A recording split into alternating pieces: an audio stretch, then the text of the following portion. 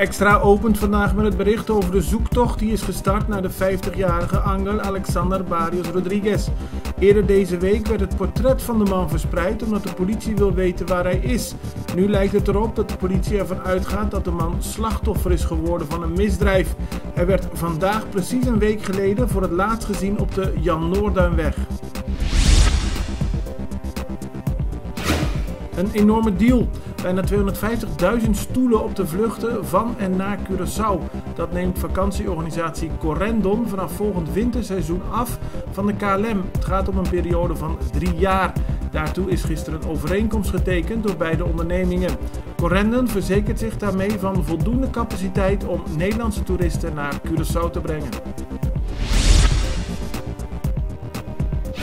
Het parlement van Curaçao wil een uitweg uit de crisis in het personenvervoer. Daartoe hebben ze aan de minister van Verkeer, Vervoer en Ruimtelijke Planning, Zita Jezus Litu, gevraagd om extra vergunningen uit te geven voor toerwagens. De minister heeft echter aangegeven dat ze daar niet aan kan voldoen. De directie van Refineria Isla heeft een brief geschreven aan alle werknemers van de Isla. Daarin staat dat achterstallige betalingen vanaf volgende week betaald zullen gaan worden. Het is voor het eerst dat de werknemers duidelijkheid krijgen over deze betalingen. Aanstaande zondag om 6 uur zullen, als alles goed gaat, 2 enorme nieuwe kranen voor de haven van Curaçao worden binnengevaren. Dat gebeurt via de Sint-Anna-baai. Havenbedrijf CPA roept mensen op om getuige te zijn van deze binnenvaart. Zoals eind vorig jaar al bekend werd gemaakt, gaat het om 2 spectaculair grote kranen die nodig zijn in de afhandeling van containers in de Curaçaose haven.